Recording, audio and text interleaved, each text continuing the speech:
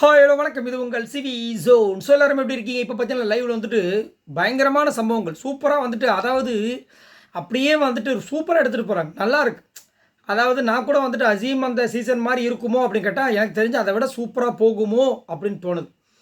எல்லாருமே கதை கலத்தாதபடி சூப்பராக அவங்களுக்குன்னு ஒரு ஓன் ஸ்டோரி எடுத்து, இதில் முத்துக்குமரனுக்கு வந்துட்டு ஒரு பைத்தியக்கார கேரக்டர் மாதிரி கொடுத்துருப்பாங்க போல இருக்குது. அப்பப்போ நடுவில் வளர்றாரு, அது என்னன்னு தெரியல.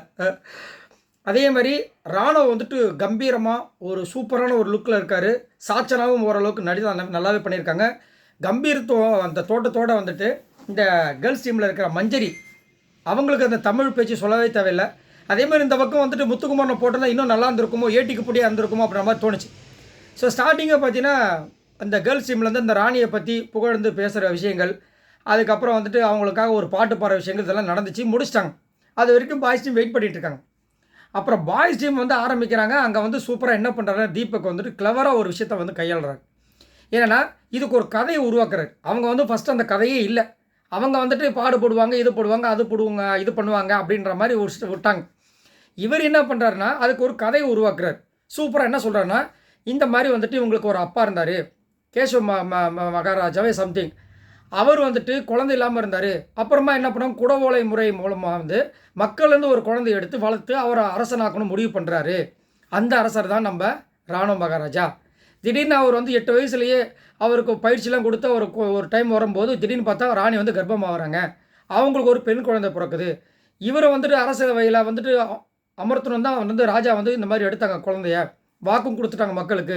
அப்படின்போது அவர் வந்துட்டு நான் இங்கே இவரை தான் அமர்த்த முடியும்னு சொல்லும்போது ராணி ஒத்துக்க மாட்டாங்க. என் மகள் தான் வந்து இங்கே வந்துட்டு ராணியாக இருக்கணும், இல்லைனா நான் இந்த வீட்டை விட்டு போயிடறேன்னு சொல்லிட்டு இந்த நாட்டை விட்டு இன்னொரு நாட்டுக்கு போய் தனியாக உட்காந்து தனியாக அந்த பொண்ணை வந்துட்டு நாட்டில் உட்கார வச்சு அரசியாக்கி இப்போ வந்துட்டு கூட இருக்கிற ராஜ மந்திரிலேருந்து சேனாதிபதியிலேருந்து எல்லாம் வந்துட்டு பேசி பேசி அவங்களை கெடுத்து வச்சுருக்காங்கன்ற மாதிரி முடிச்சு விட்டாங்க.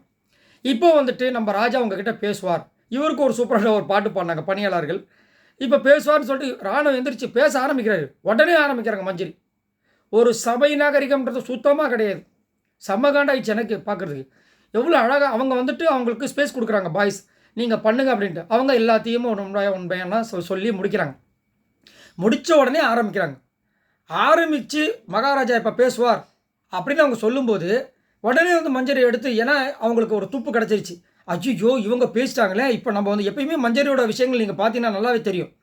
முத்துக்குமார் நேற்று திருக்குறளை பற்றி சொன்னவொடனே அப்படியே வந்தாங்க. அப்படியே கண்ணு பரபரன்னு அஜிஜோ காலையில் அது இப்போ இது எல்லாமே வந்து இவனுக்கு ப்ளஸ் பாயிண்ட்டாக போயிட்டு அப்போ நம்ம இங்கே வந்து ஒரு விஷயத்த சொல்லி அதை உடைக்கணும் அப்படின்ட்டு நேற்று ஒரு விஷயத்த பண்ணியிருப்பாங்க. அதை வச்சு தான் சொல்லி அந்த பேட்சை தூக்குனார் நம்ம முத்துக்குமாரன். இப்பயும் பார்த்தீங்கன்னா தீபக் இந்த மாதிரி ஒன்று பண்ணிட்டாரு, அப்போ நம்ம விடக்கூடாதுன்னு சொல்லிட்டு உடனே இவங்க ஒரு கதையை ஆரம்பிக்கிறாங்க. உங்களுக்கே நல்லா தெரியும், நம்ம ராணியை வந்துட்டு விஷத்தை வச்சு கொண்டுட்டாங்க, அதே மாதிரி நம்ம ராஜாவை விஷத்தை வச்சு கொண்டுட்டாங்க, சதி செஞ்சு வீழ்த்திட்டாங்க போரில். இப்போ வந்துட்டு இவங்க தான் இருக்காங்க. இவங்க வந்துட்டு அதனால் ஆண்களே வந்துட்டு நம்பாமல் இது வரைக்கும் திருமணம் செய்யாமல் இருக்காங்க. எல்லா நாடுகளையும் வின் பண்ணிட்டாங்க. இப்போது அந்த நாடை வின் பண்ணிட்டு தான் நான் கல்யாணம் பண்ணிப்பேன்னு இருக்காங்க அப்படின்னு இவங்க ஒரு கதையை உருவாக்குறாங்க. அதை பார்க்கும்போது எப்படி இருந்துச்சுன்னு, எடுக்கிறது பிச்சை, இதில் என்ன உங்களுக்கு பெருமை, மேய்க்கிறது எருமை, இதில் என்ன பெருமைன்ற மாதிரி இருந்துச்சு. ஏன்னா இவங்க போட்ட விதை, அந்த விதையிலேருந்து எடுத்தது இவங்க.